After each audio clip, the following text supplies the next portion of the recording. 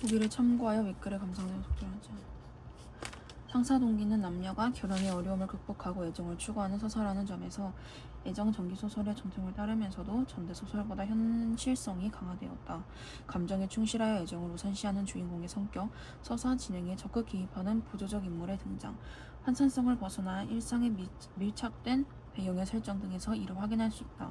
또한 신분적 한계를 지닌 여성과 결혼한 과정에서 애정 성취를 가로막는 사회적 관습으로 인한 갈등이 드러난다는 점에서 소설사적 의의가 있다. 생이 첫눈에 반한 영령과의 애정 추구를 적극적으로 나서는 점에서 감정에 충실한 인물의 성격. 막동과 노파가 생의 애정 성취를 돕기 위해 나서는 점에서 사건에 적극적 개입하는 보조적 인물의 등장. 생이 길에 가다 우연히 영령을 마주치고 노파의 집까지 따르는 것에서 사건 전개가 일사적 공간 속에서 이루어진다. 영령이 해상군 댁 10인 까닭에 두 인물을 만남이 어려운 점에서 여성 주인공의 신분적 한계로 인해 애정 성취가 곤란을 겪는 것.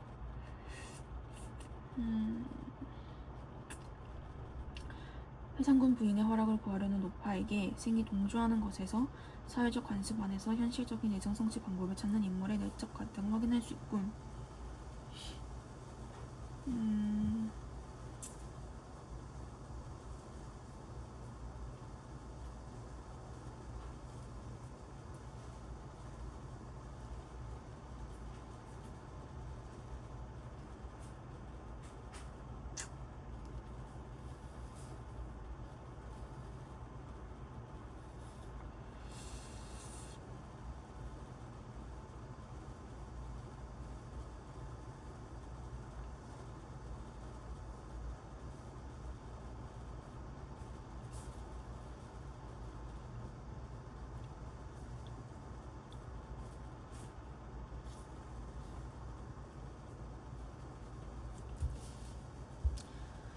일단 생 그리고 영령 노파 해상군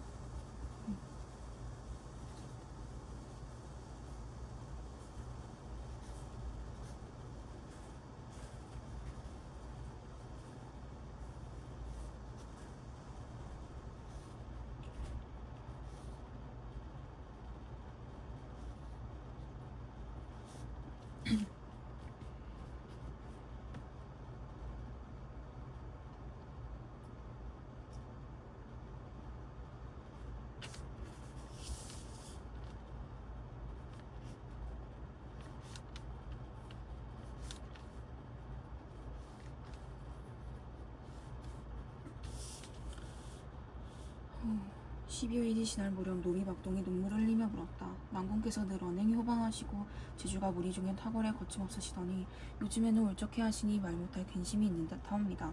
사모하는 이라도 있으신지요? 김생이 슬퍼하며 느낀 바를 사실대로 말하니 막동이 한참 생각하고 말했다.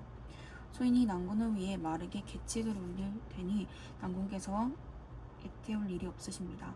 그게 무엇이더냐? 난군께서는 급히 주요를 성대히 마련하시고 바로 미인이 머문 집으로 가셔서 손님을 전멸하라는 사십니다. 하십시오. 방 하나를 빌려 잔치를 벌이시고 이놈을 불러 손님을 모셔오라 하시면 제가 명을 받들어 나갔다가 한시경후에 돌아와 손님이 오십니다라 하지요. 난군께서 다시 명하시면 제가 또 명을 받고 날이 저물 때쯤 돌아와 손님께서 오늘은 송별객이 많아 심히 취해 갈 수 없으니 내일 꼭 가겠노라 하겠습니다. 라 하지요. 이때 난군께서 주인을 불러 앉으라 하시고 그 주요를 받게 하고 기색을 드러내지 말고 물러나십시오. 다음날도 그렇게 하고 그 다음날도 그렇게 하시면 처음엔 고맙게 여길 것이요. 두 번째는 은혜에 감격할 것이며 세 번째는 필히 의문을 품을 것입니다. 은혜를 느끼면 보답을 생각할 것이고 은혜에 감격하면 죽음으로써 보답하고자 생각할 것이며 의문이 생기면 하시고 싶은 말을 물어볼 겁니다. 이때 흉금을 털고 말하신다면 일은 거의 다 된 것입니다. 생은 진정 그럴듯하다 여기고 기뻐하며 말했다. 내일이 잘 되겠구나. 생은 그 계책에 따라 즉시 주요를 갖추어서 곧바로 그 집에 가 전별 자리를 마련했다. 생이 사모하는 이가 필시 이곳에 없는 줄 알고 낯빛을 바꾸며 말했다. 이 몸이 할멈에게 우의를 입었으니 어찌 사실대로 말하지 않겠나. 과연 뭘 모처해서 오다가 길에서 마침 한 낭자를 보았다네. 나이는 대략 15, 16세에 푸른 적삼에 붉은 치마를 입고 백능거선에 자색신을 신었지. 진주 비녀를 꽂고 새하얀 옷반지를 끼고 홍화문 앞길을 지나가고 있었다네. 내 마음이 화사해지고 춘정을 이기지 못해 뒤따랐는데 마지막에 이른 곳이 곧 할멈의 집이었네. 그날 이후로 마음이 혼미하여 만사가 흐릿하며 오로지 그 남자만 생각했다네. 맑은 눈동자와 하얀 이가 자나깨나 잊히지 않아 상심하며 애태우길 하루 이틀이 아니었네. 할멈이 나를 보고 낯빛이 파리하다 했는데 왜 그랬겠나? 그래서 손님을 전별한다며 할멈을 번거롭게 한 것이네. 노파가 이 말을 듣고 몹시 애처로워했으나 생이 마음에 둔 사람이 누군지 몰랐다. 한동안 깊이 생각하다가 문득 깨닫고 말했다. 그런 애가 있었죠. 바로 죽은 채 언니의 딸이에요.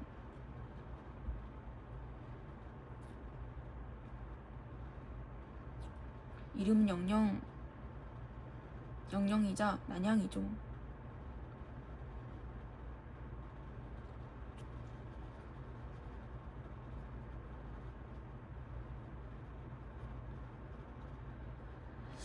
만약 정말 그렇다면 참으로 어려운 일입니다. 참 어려운 일이에요. 왜 그러한가? 이 얘는 화장꾼댁 10이에요. 공에서 나고 자라 문 앞길도 밟지 못한 지 오래랍니다. 자식이 고운 건 앙군께서 이미 보셨으니 굳이 말할 것 없지만 고운 마음이며 얌전한 몸가짐은 양반집 귀소와 다를 게 없죠.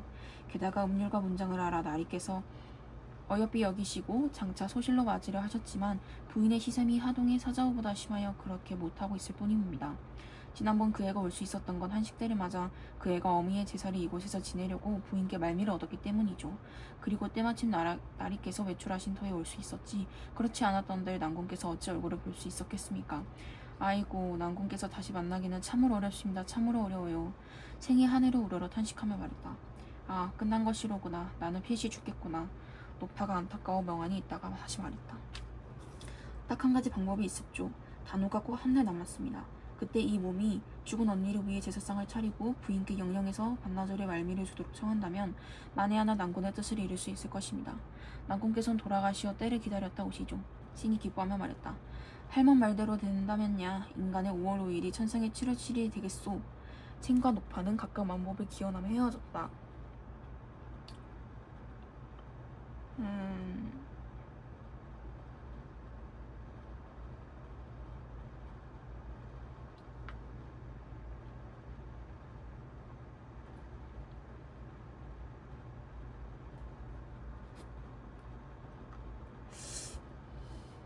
옷이 아니고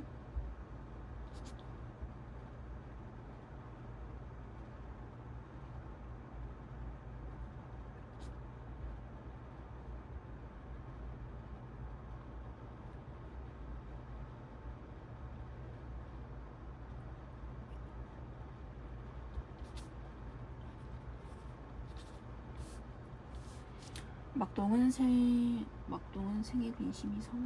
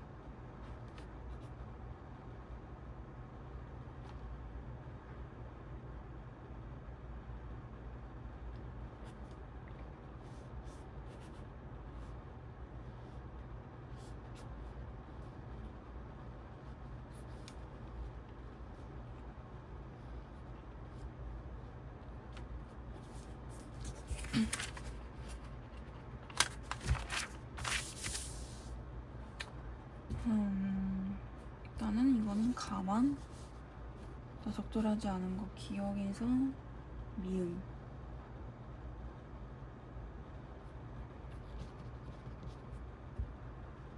의리와 욕으로 나를 이용해서 적절하지 않고 가와 나를 참고해서 적절하지 않은 걸고 A에서 이까지는 가나 다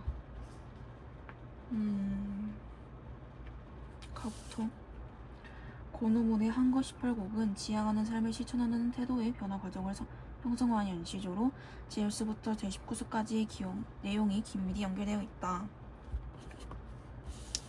먼저 읽어볼까?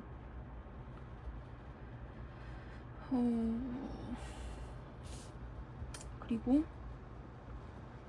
가와 나에는 작가가 유학자로서 신념을 바탕으로 자신이 선택한 가치를 추구하는 삶이 나타난다. 가에는 출사와 은거 사이에서 고민과 그 해소 과정이, 나에는 경제적 문제로 인해 곤란을 겪는 상황에 대한 성찰이 나타난다. 한편 나는 세속의 가치를 떨치지 못해 과오를 저질렀던 상황이 나타나는 점에서 가와 차이를 보인다. 가의 부귀 위기라 가난하게 살리로다 에서 자신이 선택한 가치를 추구하려는 작가의 태도.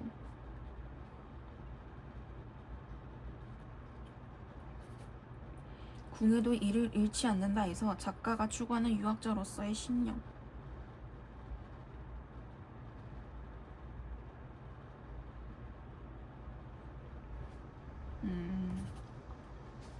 가의 세상에 티끌없는 마음이 1호 말도 없다 해서 세속적 가치에 구애되지 않는 모습. 버리고 돌아오지 못하였다 해서 세속적 가치를 떼주는 삶. 도무지 할 일이 없어 출사하지 못한 것에 대해 고민하는 모습. 나의 시끌벅적하게 뒤섞여 밟아대는 모습에서 경제적 문제로 곤란을 겪는 상황을 쓰고.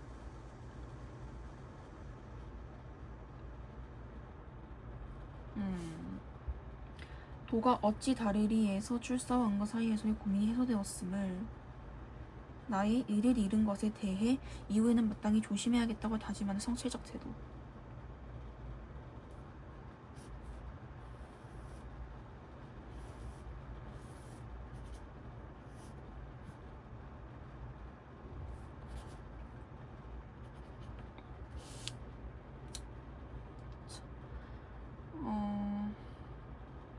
평생에 원하느니 다만 충격뿐이로다. 이 두에 말면 금수나 다르리라.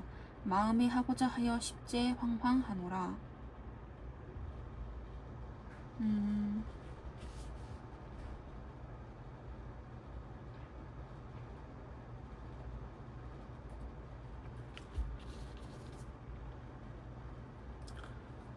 비록 못 이뤄도 임천이 좋으리라. 무심어주는 절로 한가하였으니 조만간 세상을 잊고 너를 쫓으려 하노라.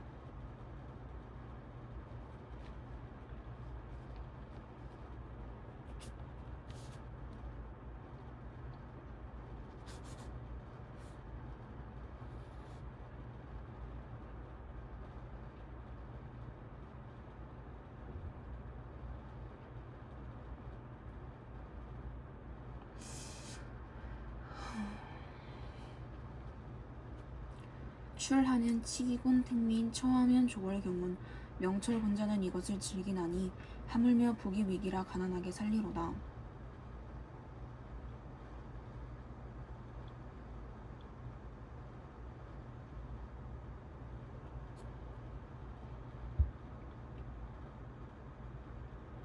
날이 저물거늘 도무지 할 일 없어 소나무 문을 닫고 날 아래 누웠으니 세상에 띠끌 마음이 이로 말도 없다.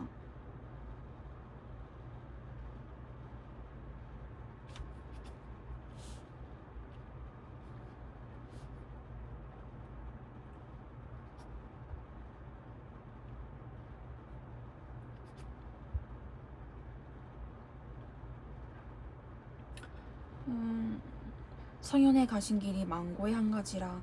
은커나 형커나 도가 어찌 다르리. 한 가지 길이요 다르지 않으니 아무된들 어떠리.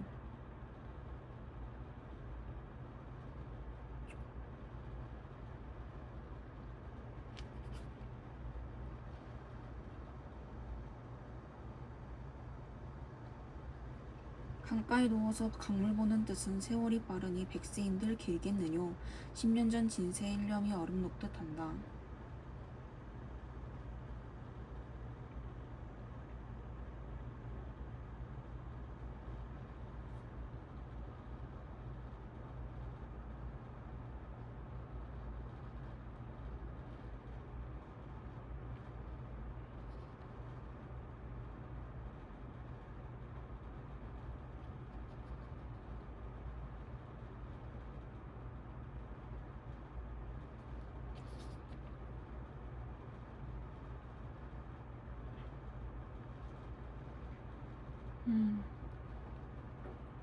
흘러간 시간이 길다는 의미를 드러내던 점수 세월이 빨리 지나가는 안타까움.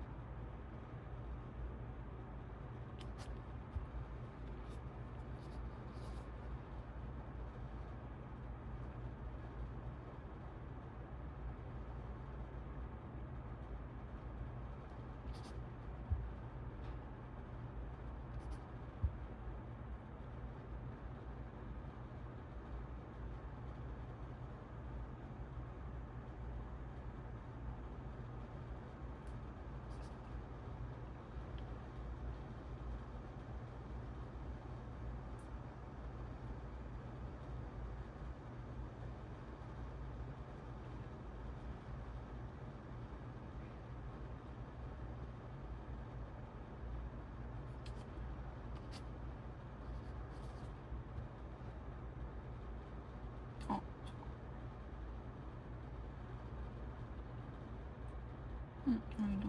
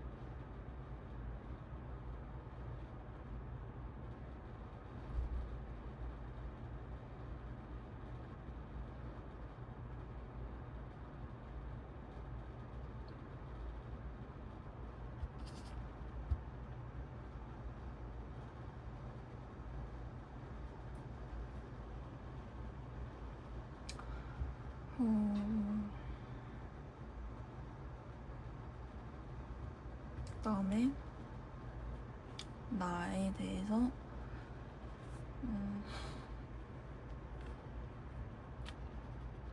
미확한의 집을 수선하려 함에 아내가 취사서로 들어가 겨룹을 구해오길 원하였다.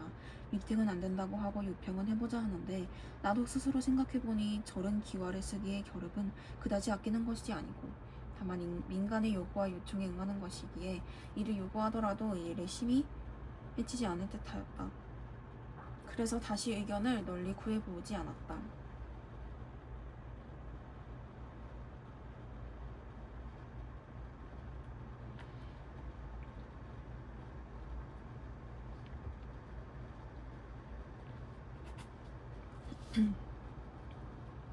마침 초석부 상사공이 약을 지으려고 취사서로 가게 되었는데 내가 가자고 함을 알고 따르게 하였다. 내게 공 또한 안 된다고 생각하진 않았기 때문이다. 이윽고 취사서에 도착하니 근방마을에서 모여든 자가 거의 승려들 수와 맞먹었는데 모두 겨룹 때문에 온 자들이었다. 주화에서 낚아채며 많이 가지를 다투고 시끌벅적하게 뒤섞여 발바되어 곧 시장판을 만들었으며 가져감이 많고 적음은 그 힘의 강력에 따랐으나 승려들은 참견하는 바가 없었다. 그런데 늦게 도착하여 종도 없는 자는 승려들을 나무라며 심지어 가혹한 일을 하기까지 했지만 또한 얻을 수 없었다. 나는 마음속으로 믹만을 생각해왔지만 이미 그 속에 가 있었기에 의리를 의욕에 빼앗겨서 초연히 버리고 돌아오지 못하였다. 상사공의 힘으로 수십 묶음을 얻어 햇빛에 발려 보관할 수 있었으니 다 상사공의 도움 덕분이었다. 스스로 헛걸음하지 않은 것을 매우 다행스럽게 여겼는데 집으로 돌아오자 멍하기가 마치 술에서 막 깨어난 사람이 잔뜩 취했을 때를 되짚어 생각하는 듯하였다.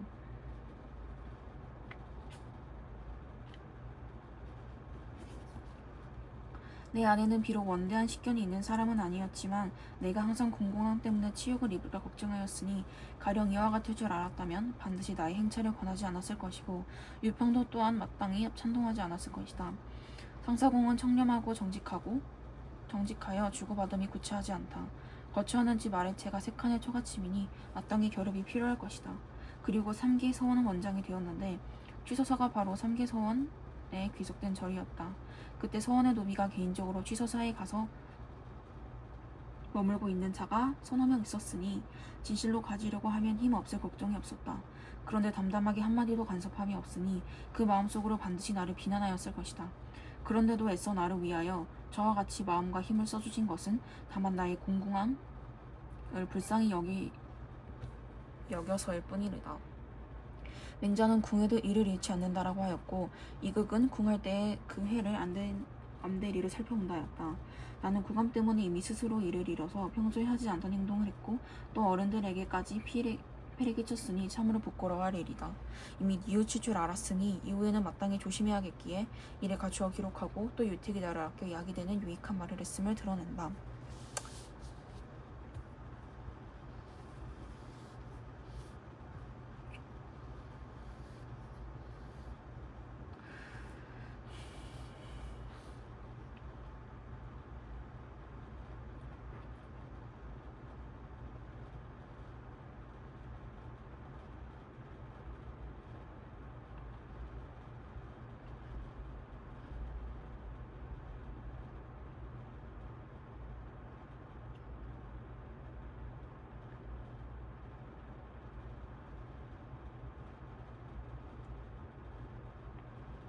음...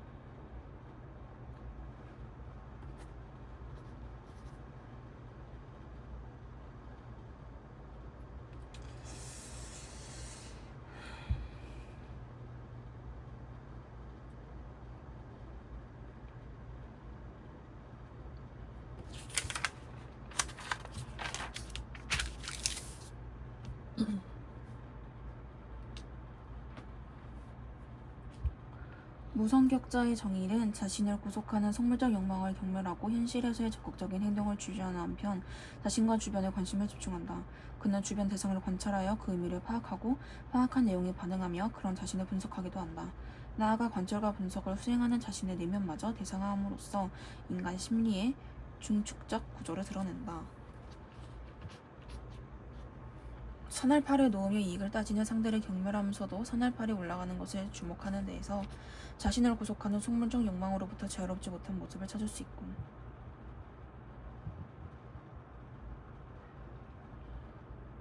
상대의 웃음에서 공모 의사를 읽어내자 얼굴에 흐르는 미끄러지는 듯한 웃음을 깨닫는 데에서 상대에 대한 불쾌감을 웃음으로 무마하려는 자신을 의식하는 모습을 볼 수 있고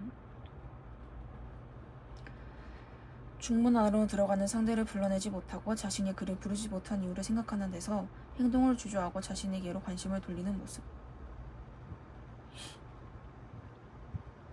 상대의 고통을 바라보며 이지력을 우러러보는 듯한 마음이 있는 자신을 발견하는 데서 상대와의 차이를 인식하는 스스로의 내면마저 대상화.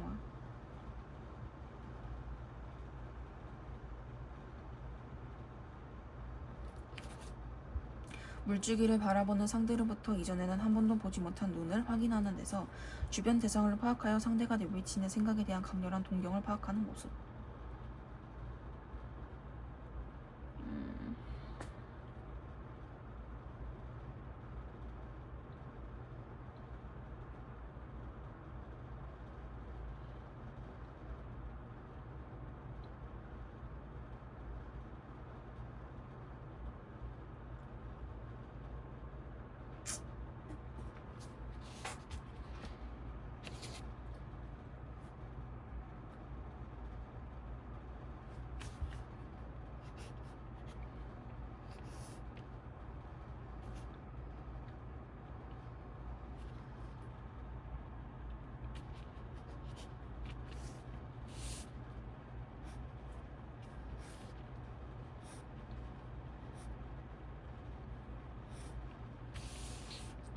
아버지가 위독하다는 소식을 듣고 귀향한 정일은 용팔에게 재산 상속에 관한 이야기를 듣는다.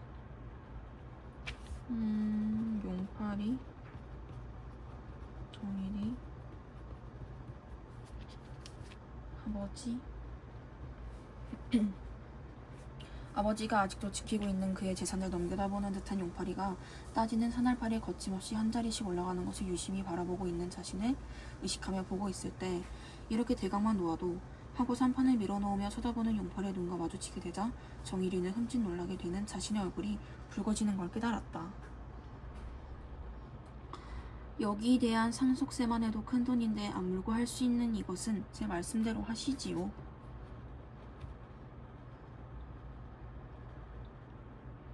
이렇게 결정적으로 말하는 용팔이는 정일이의 앞에 위임장을 내놓으며 도장을 치라고 말했다. 정일이는 더욱 불쾌하여졌다. 잠이 부족한 신경탓도 있겠지만 자신의 눈을 기탄없이 바라보는 용팔이 얼굴에 발라놓은 듯한 그 웃음이 말할 수 없이 미웠다. 이 소인놈 하는 의분 같은 심열이 떠오르며 언제 내가 이런 음모를 하자고 너와 공모를 하였던가 하고 그의 뺨을 갈기고 싶은 충동을 느꼈다. 그러나 정일이는 금시에 미끄러지는 듯한 웃음을 자기 얼굴의 흐름에 깨달았다. 이러한 심혈은 신경쇠약의 탓이 아닐까? 의분이랄 것도 없고 결벽성도 아니고 그런 것을 공연히 이같이 한순간에 뒤집히는 자기 마음 한 모퉁이에 상식을 넘쳐 뿌린 결과가 어떤가? 해보자 하는 놓치기 쉬운 어떤 멘트같이 번쩍이는 생각을 보자 정일이는 조급히 도장을 뒤져내며 자칠대로 치우. 나는 어디다 치는 것도 모르니까 하였다. 이렇게 짓거리듯이 말하는 정일이는 자기가 실없이 웃기까지 하는 것을 들을 때 내가 지금 더 심한 심혈에 떠있지 않은가 하는 생각에 갑자기 맑은 웃음과 표정까지 옅어지고 말았다.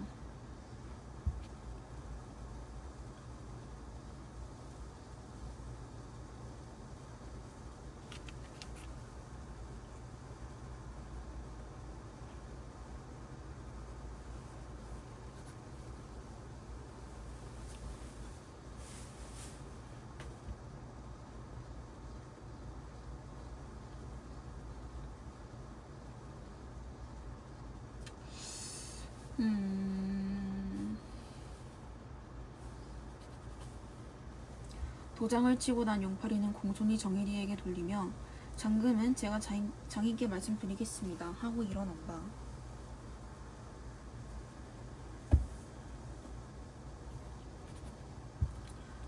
중문으로 돌아가는 용팔이의 뒷모습을 바라보던 정일이는 갑자기 불러내고 싶었다. 공동이를 들먹하고 부르는 손짓까지 하였으나 탄력 없이 벌어진 입에서는 말이 나오지 않았다. 창졸간의 용팔이를 어떻게 불러야 할지 몰라서 주저되는 것 같이도 생각되었다. 중문 안으로 들어가는 용팔이의 뒷모습은 마치 심한 장난을 꾸미다가 용기를 못 내는 자기를 남겨두고 그걸 못해? 내 하마하고 나서는 동무의 모양같이 아슬아슬한 것이었다. 동시 용팔이가 중문 안으로 사라져서 불러낼 기회를 놓치고 말았다. 후회하면서도 내가 정말 후회하는 것이라면 지금이라도 따라가서 붙을 수 있지 않은가? 이렇게 생각하는 정일이는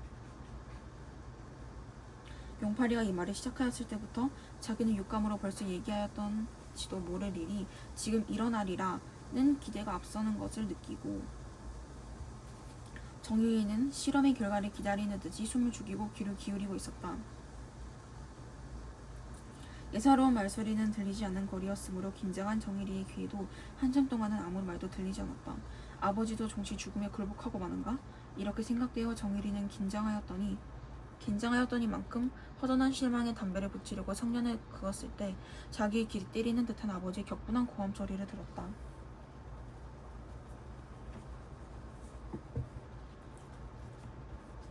사실 이렇게 되어서까지도 죽기가 싫은가 하고 아버지를 눈치 뿌리고 바라보는 자기는 죽음의 공포를 해탈한 무슨 수양이 있는 것이 아니라 단지 애써 살려는 의지력이 없는 것뿐이었다.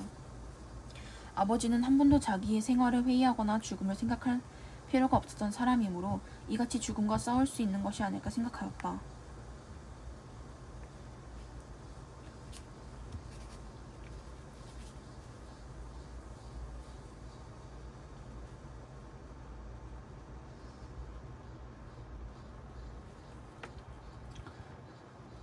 그래서 정일이는 어떤 위대한 의지력이 우러러보는 듯한 마음으로 아버지의 고통을 바라보고 있는 자기를 발견할 때가 있었다. 그때 심한 구토를 한 후부터 한 방울 물도 먹지 못하고 혓바닥을 축이는 것만으로도 심한 구역을 하게 된 만수 노인은 물을 보기라도 하겠다고 하였다. 정일이는 요르둑여서 병생을 도두고 아버지가 바라보기 편한 곳에 큰 물그릇을 놓아드렸다. 그러나 그 물그릇을 바라보기 피곤한 병이는 어디나 눈 가는 곳에 물을 보기를 원하였다. 그래서 큰 어항을 병실에 가득 늘어놓고 물을 채워놓았다. 병인은 이 어항에서 저 어항으로 서늘한 감각을 시선으로 핥듯이 돌려보다가 그도 만족하지 못하여 시원한 흐르는 물이 보고 싶다고 하였다.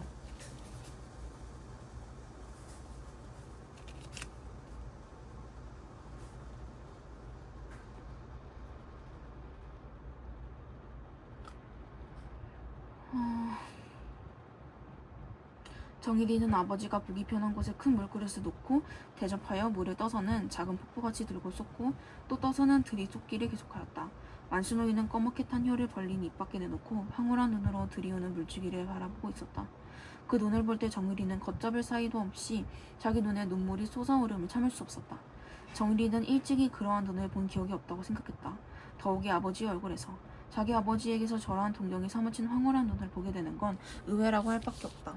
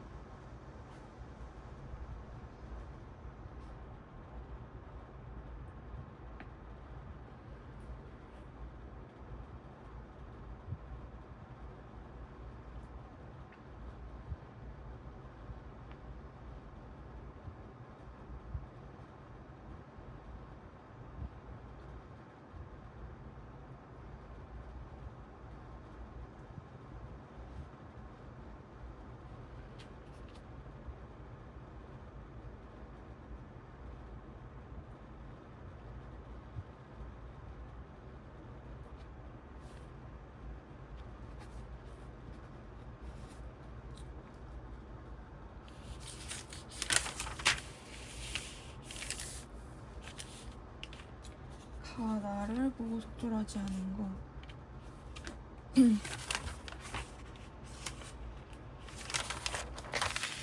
기억에서 나를 보고 적절한 것. 아픈 손가락은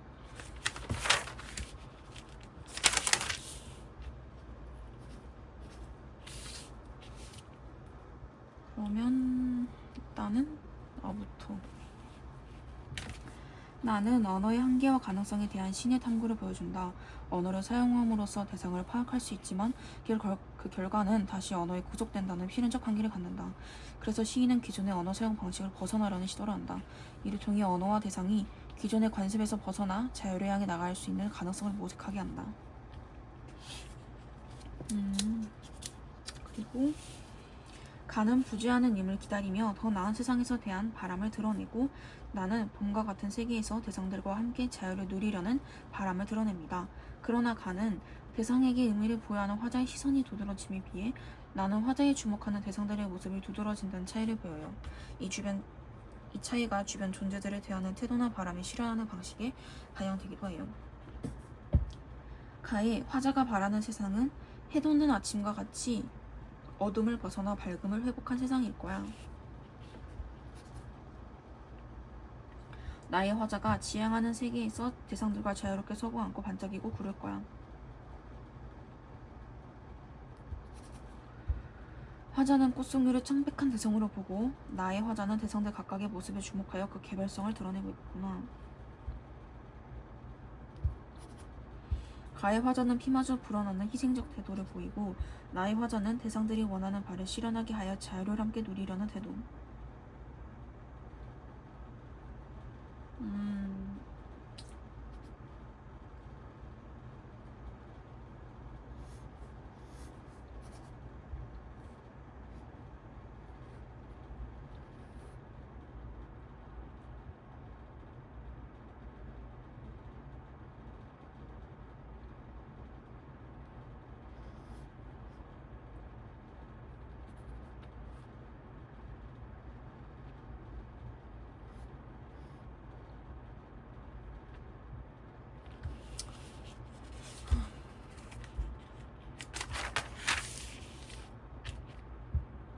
나는 가부터 만녀를 싸늘한 바위를 안고도 뜨거운 가슴을 어이하리라.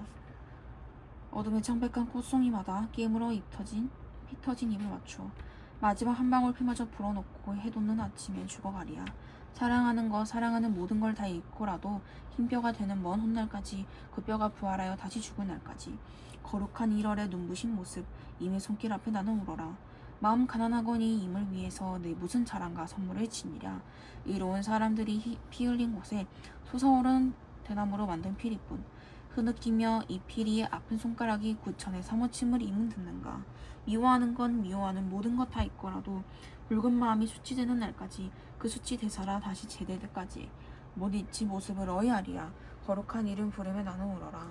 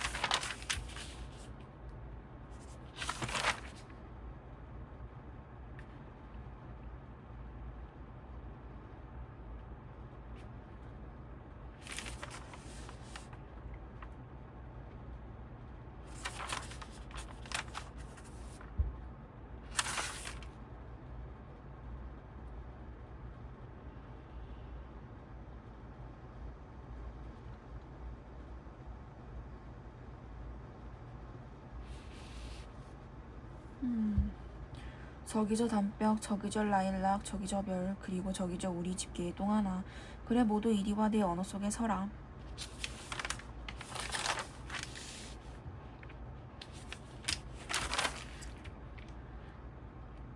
담벽은 내 언어의 담벽이 되고 라일락은 내 언어의 꽃이 되고 별은 반짝이고 개똥은 내 언어의 뜰에서 굴러라. 내가 내 언어에게 자유를 주었으니 너희들도 자유롭게 서고 앉고 반짝이고 굴러라. 그래 봄이다.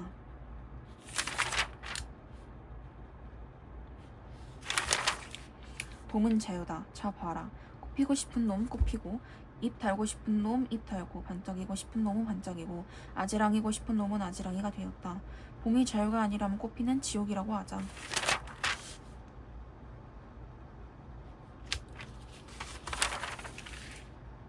이름이 지옥이라고 해서 필 꽃이 안 피고 반짝일 게 안 반짝이던가.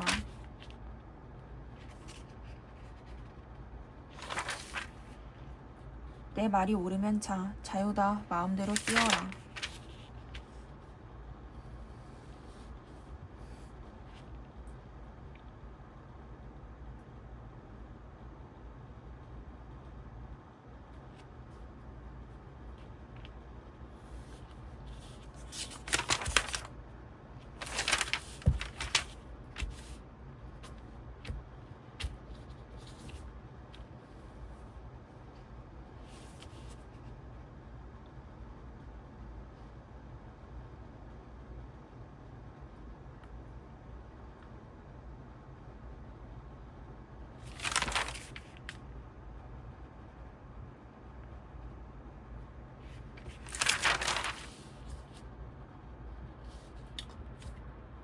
3번.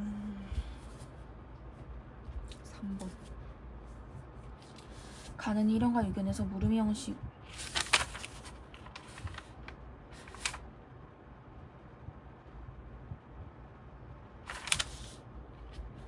가는 4연과 9연에서 상황을 가정하는 표현을 활용해서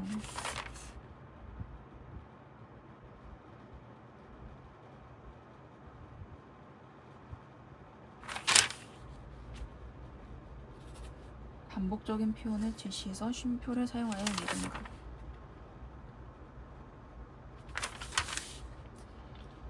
가는 대비되는 시어를 활용하여 대상의 양면성을 드러내고 나는 반복되는 행위를 제시하여 대상의 효용성을 드러낸다. 가는 같은 시구를 5연 10연의 마지막에서 반복하여 화자의 정성 강조.